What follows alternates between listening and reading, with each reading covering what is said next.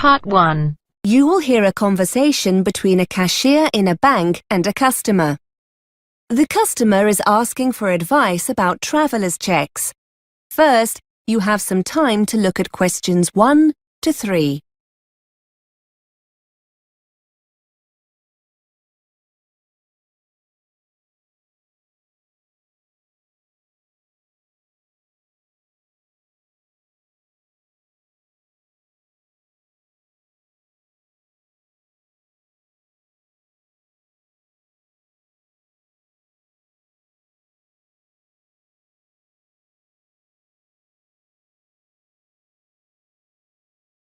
Listen carefully and answer questions 1 to 3. Good morning. How can I help you? Yes, hello. I'm going away on holiday next month and I was wondering if you could give me some advice about traveller's checks. Yes, of course. Where are you off to? Anywhere nice? To France, to Paris for a week. Oh, lovely. So how many checks would you like to order? Well, before I do, are they the best option, traveller's checks? Well, they're certainly safer than taking cash. If they get lost or stolen, they can be replaced, usually within 24 hours. It's a good idea to have a small amount of cash, though, for snacks and taxis, that sort of thing. Yes, that's what I was thinking. What about my credit card? Are there any charges for using it abroad? No, it's debit cards that get charged for ATM withdrawals, not credit cards. And remember, anything you buy with the card might be covered by insurance. So if something you buy turns out to be faulty or... Before you hear more of the conversation, you have some time to look at questions 4 to 10.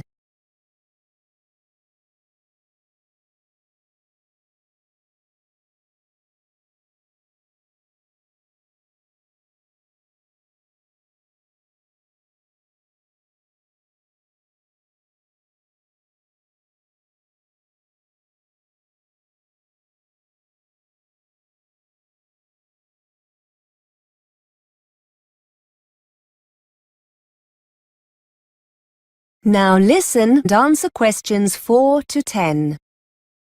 So it's probably a good idea to do all three then. Traveller's checks, credit card, some cash, yes? Yes.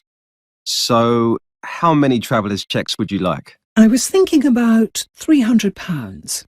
How long will they take to arrive? It depends. If you order before 2:30 between Monday and Thursday, you'll have them the next day by 10 a.m. in the branch. Or if we post them to you, you'll have them by 5 p.m. Oh, but I was hoping I could order them today. That's okay. Orders taken at any time on Saturday will be here in the branch at 10 a.m. on Tuesday, or delivered to your home by Tuesday at 1:30. OK, that's all right. I don't mind waiting until then. Can I order them now? Yes. Have you got an account with us? Yes. Here's my credit card. Thanks. Let's just log in and I can place an order for you. Could you confirm your date of birth? 15th of the 3rd, 1975. What's the commission on the checks, by the way? It's 1.5%. That's pretty standard, I think you'll find. And what happens if I don't spend them all? Will I be able to bring them back? Yes, no problem. We buy them back and there are no additional charges or conditions of return. So, would you like me to go ahead and place an order? Yes, please. Would you be coming in to collect them? I don't think I'll have the chance to come into the branch on Tuesday. Could you send them to my house? No problem. Can I just check your address? 54 Tavistock Road? Yes, that's right. Postcode CB13LR? That's it, yes. OK. So that's £300 worth of travellers' checks. Yes, please. Now, what about euros? Would you like to order any? No, thank you. I still have some at home from the last holiday. I forgot to change them at the airport when we got back.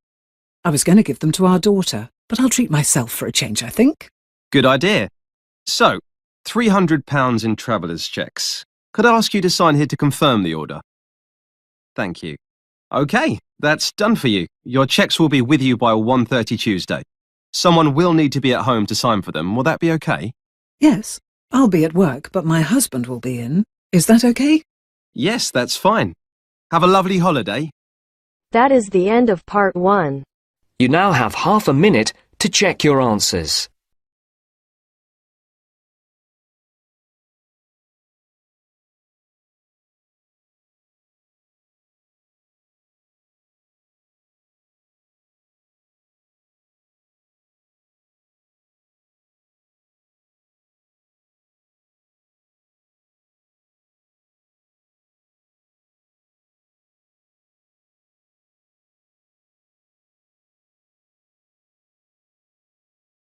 Now turns to part 2.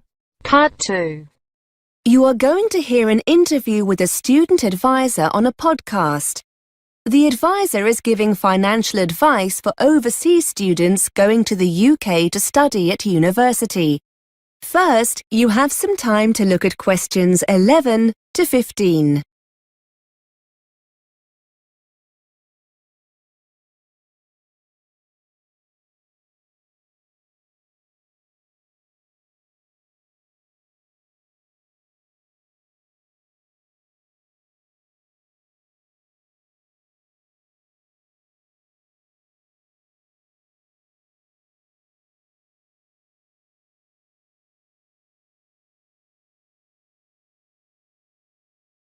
Now listen and answer questions 11 to 15. Welcome to our monthly podcast for overseas students planning to study in the UK. This month we're looking at how to make your money last longer while studying here. And to help us find some bargains, I have Jenny Lubeck from the Student Union. Jenny, students are renowned for being hard up, but there are lots of savings to be made, aren't there? Well, as soon as students start their course at university or college, they'll be able to buy their NUS Extra card. This will enable them to get a wide range of discounts on essentials like books, clothes and eating out. The card only costs about £12 for 1 year, and for about the same amount you can include an ISIC card. The ISIC is an internationally recognised discount card for full-time students. Discount offerings vary and usually include things like travel, guidebooks, music, eating out, that kind of thing. Students are told all about this when they start their studies, but if your listeners want to find out more about these cards before they arrive, I've put some details of websites on the podcast page. Now, travel costs can mount up for students, can't they? I know the ISIC card is useful here, but are there any other things students should be aware of?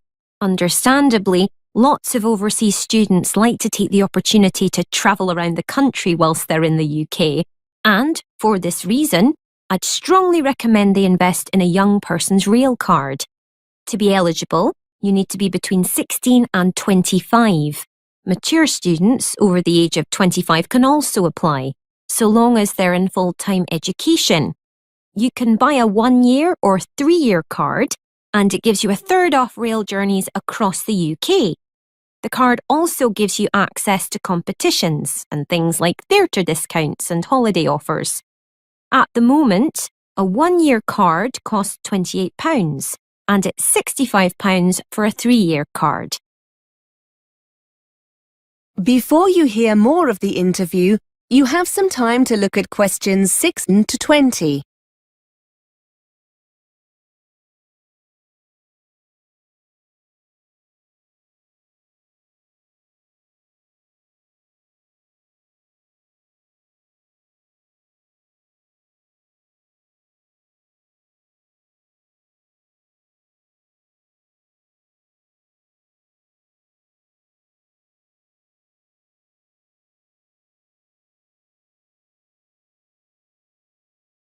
Now listen and answer questions 16 to 20. And what about buses? Well, as well as the rail card, it's also more than likely the local bus operators will offer discounted bus travel with their own travel cards. These aren't aimed specifically at students, but can still save you a lot of money if you use the buses regularly. You can usually get these cards for a week, a month, a term, or a whole year, with bigger savings the longer the period. Another advantage of these cards is that, as well as making it cheaper to commute to and from university, you'll also find them very handy free transport whenever you need to do some shopping or visit friends in your area. Are there any cultural things that students coming to the UK might not be aware of that can save them money? Some overseas students are surprised by the amount of recycling that goes on in the UK, and much money can be saved in the process. There'll be a roaring trade in used course books in the Student Union on campus. Lots of students who were on the same course as you the year before will be selling their books at the end of their course. They'll be a lot cheaper than buying them new. Off campus, you'll find lots of charity shops in your local town centre with a good selection of novels, and you'll often get some really nice clothes, CDs and DVDs that people have donated, and all at very cheap prices. Of course, shopping in this way means you're contributing to a worthwhile cause as well. And check your local paper frequently for car boot sales. Car boot sales are a very British style of market, where private individuals come together to sell home and garden goods. In fact, they're a great way of recycling some of your own unwanted stuff and can help you make some money in the process.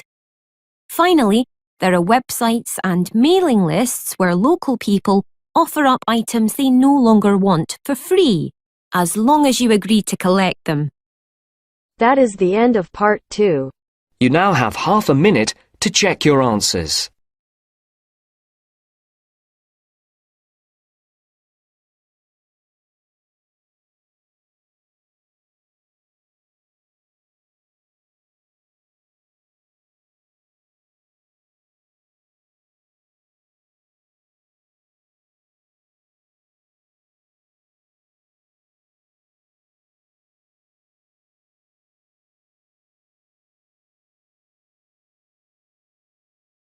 Now turns to part 3.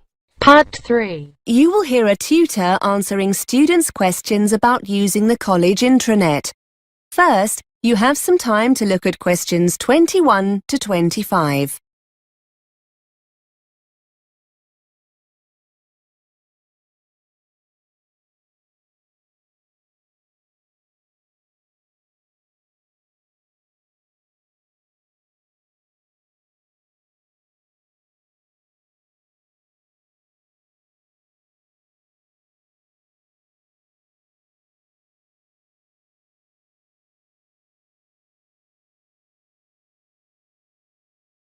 Now listen and answer questions 21 to 25. Hi everyone. I know you have lots of questions about the college intranet. My inbox is full of messages. I thought it would be quicker and more useful to come in and talk to you rather than respond to all the messages. I'm happy to answer, or try and answer, any questions you have about how to use it when we'll be making things available online. I'm the ICT champion for the department, so hopefully I'll be able to help. Yes, Mark, fire away. Can you tell us when the assignments are going to be put online? If you're talking about your second assignment, that should be on already. I uploaded it last Monday. Wait a minute, let me check the schedule. Here we are. No, tell a lie. It was the following day, the 14th. Tuesday, the 14th of October. Have you logged into the intranet yet? No. If the assignment's there, I'll download it after we've finished. Are you putting all the assignments up? Yes, I've been waiting for your subject tutors to email them to me. As soon as I have them all, I'll put them online. There's a deadline of the 24th of November. All course assignments need to be online by then. That's college policy for all staff, so they'll be there then for sure. Will there be anything else? Timetables, trip information, that kind of thing? Only there wasn't much online for our course last term. I know, but we're making more of an effort this time. We'll be releasing your marks for the first assignment soon. That'll be the 17th of November. You'll find them in your My Grades area. Again, the timetables are already there, Mark. You need to log in. I made these available at the beginning of term in September. According to the schedule here, the booking forms, for those who want to go on the Belgium trip, will be available next week on the 29th of October. So don't forget to check then. You need to get these back to us quickly if you want to go. The trip's coming up soon, isn't it? Let's see. Yes, the 19th of November. Now remember, there are lots of learning materials on the intranet as well. Quizzes, web links. Before you hear more of the conversation, you have some time to look at questions 26 to 30.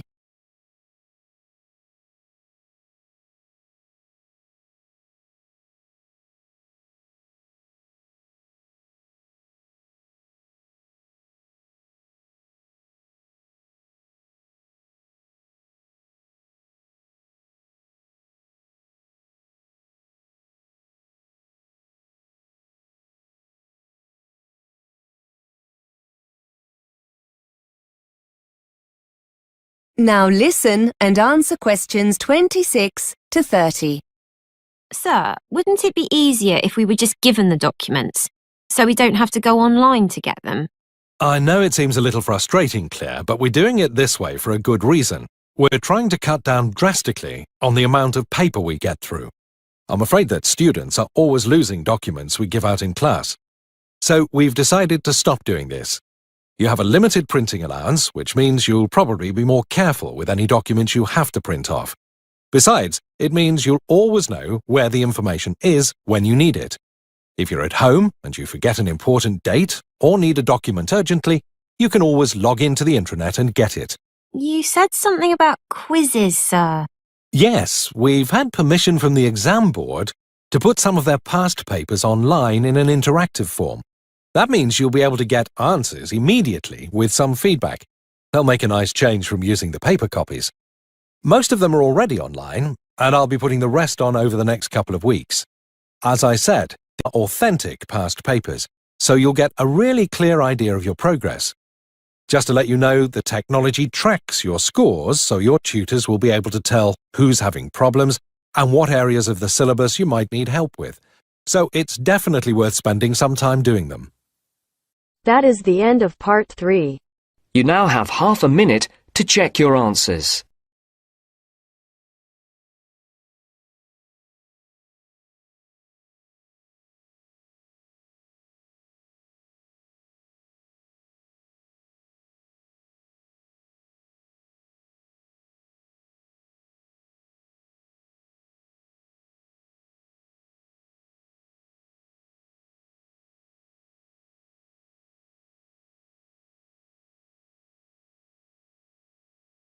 Now turns to part 4. Part 4. You are going to hear a tutor giving a lecture on the subject of obesity. First, you have some time to look at questions 31 to 40.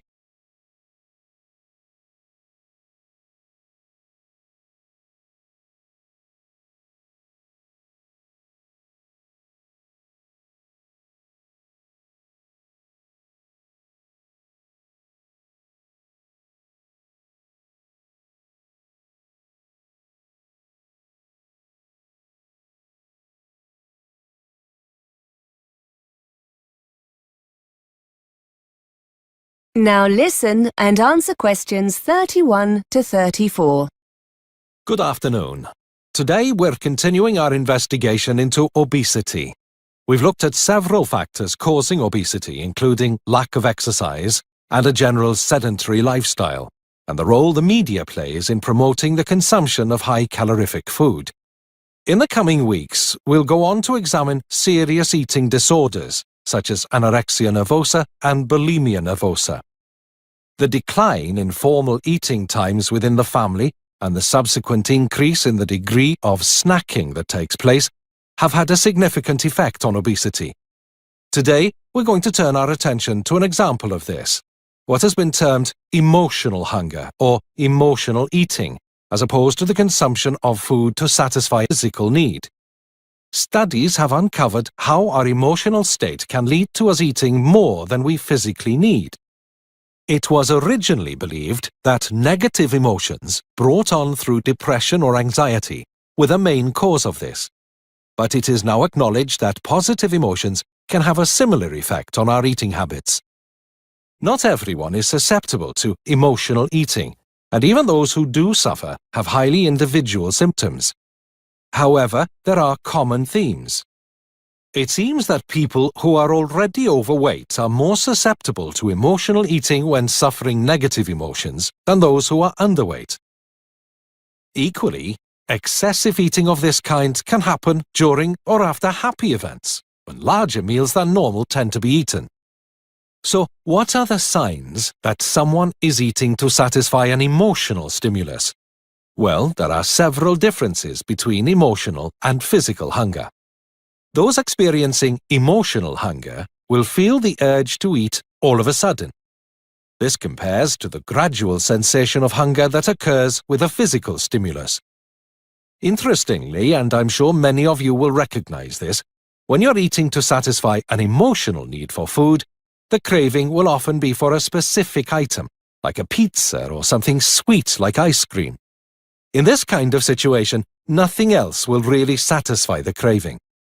When the urge to eat is driven by a physical need, you're far less bothered about what you eat. Emotional hunger makes the individual feel the craving must be satisfied immediately by whatever the specific kind of food is. I'm sure we've all experienced that feeling. I must have some chocolate now. In contrast, the need to satisfy sensations of physical hunger seems less urgent. Emotional eaters will carry on eating even when they're full. A person eating to satisfy a physical hunger will be more likely to stop. Finally, and probably not surprisingly, feelings of guilt often follow emotional eating, but not when eating normally. This has serious consequences for those working with patients suffering with obesity. One way to deal with this is to educate sufferers into understanding the different symptoms of physical and emotional hunger, and to try to help them identify the pressure points during a typical day when daily stresses occur. Being conscious of one's eating habits is the first step in dealing with the problem. That is the end of part 4. You now have half a minute to check your answers.